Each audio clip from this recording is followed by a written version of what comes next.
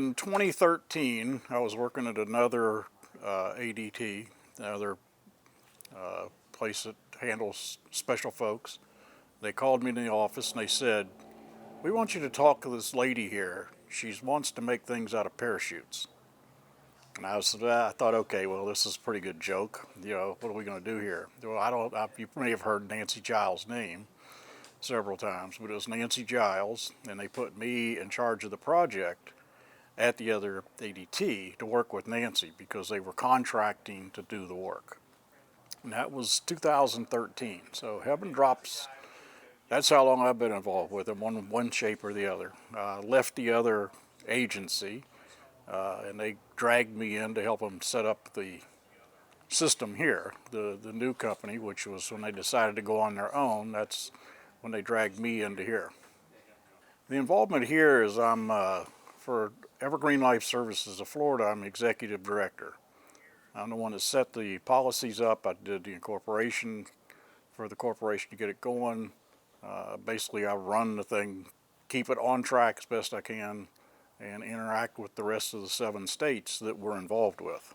The ministry has got a rather unique and different, I would say, outlook of what they're trying to do to help people out. A lot of these places I see are simply put there so that they can get money out of Medicaid.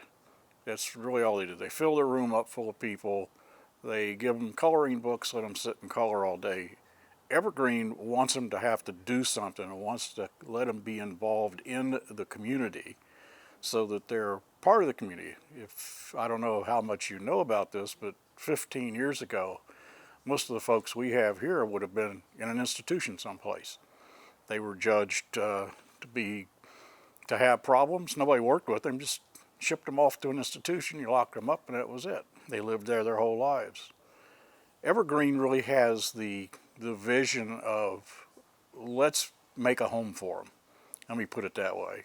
Let's have them have something that they can see during the day. It's almost like a family as opposed to just a place to go. I've seen the change that's trying to be made by the Agency for Healthcare Administration through Medicaid to try to make this a better system.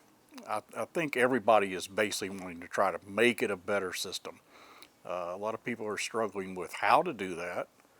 There's constant work that's going on all the time. There is no just, okay, here we are, let's let this roll for a while. It's a constant evolving, and it's working. Is it frustrating? Yeah. Is it happening? Yes.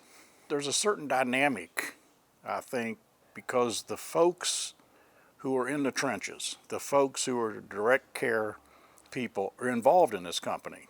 Other places I've been, there's this hierarchy of management up here that you never even see.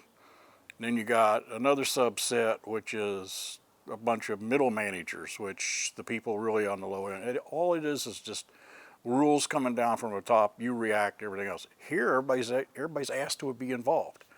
Tell us what you think. Tell us how you would do it. So there's a difference. There's a different dynamic at Evergreen than there is in these other places. We take the folks in who want to benefit from what we have to offer. And we've been successful of the 26, 30 people, I don't know the exact count, of actually having 6 of those folks move up through the system and actually go out in the community and get a job. 3 of them are living on their own now. One of them's living with the family, but that's different. They're not in institutions. They're in the community. They're making money. One kid's making $17 an hour at an auto parts store. So he's completely out of the system. He isn't depending on the state anymore for money. He isn't depending on the taxpayers to support him.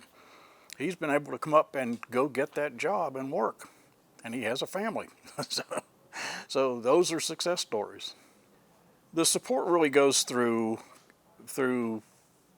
some of the other folks I work with, the Bob Krauses, the Robbie Grubers. Those are the folks that are out in the community talking about how to do it, how to be involved as donors, everything else. I try to keep my part of it involved with the bureaucracy, let's say. I try to get them to help us out, try to get them to point us in the right direction. if I could find work for these folks, then signing up through the county as a vendor is part of the deal. So I get those folks involved. From them, they get folks involved. But the actual how you could help, go online, look at our system, that's all kind of the department that Bob and Robbie and those guys are involved in. We have some volunteers that are here. They're out putting the word out. They stop through every now and then.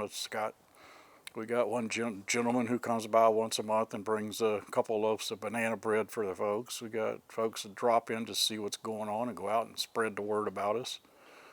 We have some dynamic people on the board of directors for Evergreen Life Services of Florida who are always out spreading the word. But they're not getting paid. They're doing it because they feel it's the right thing to do. The faces of the folks who make it when they see the stuff being packaged up and shipped out. Because it isn't like one guy took a parachute, took it all apart, and made one product. It's like a whole team of people. This person did a little bit, this person did a little bit, this person did a little bit, this person did a little bit. So when the product's done, there may be 8 or 10 people involved in making that product, and that's their product, and it's sold, and it keeps them happy. So anything that goes off the internet and gets sold is great. Why do I do what I do? Probably because I'm the luckiest guy in the world. I'm healthy, my family's healthy, everybody's healthy. I look at other people and I go, why me and why not them? How do I give back? I'm old enough now that I don't have to worry about climbing the ladder. The ladder doesn't mean anything to me anymore. I get to deal all day long with these folks who have no agenda, who aren't trying to climb the ladder. It's just a matter of being friendly and just helping people out. Anybody can look around this place and see what it is. It isn't me sharing what I want. I want the folks who come here to share what they think is great about the place. That's good. Talk about the staff, the team. Well, on camera? You guys have been around here all day. You see everybody's just like buddies. Yeah. You know, there isn't any like. You're in the trenches together. That's it. We're down here. Lines. That's it. Front lines. That's good. That's awesome. How would you like to partner with Overcomers TV? Become a ministry partner, spreading the good news about your ministry and Jesus Christ. We're selecting ministries for upcoming episodes of Answering the Call. We can also help you produce your own show. Partnering with us is easier than you think. Just visit our website, overcomerstv.live. Be an overcomer today with Overcomers TV.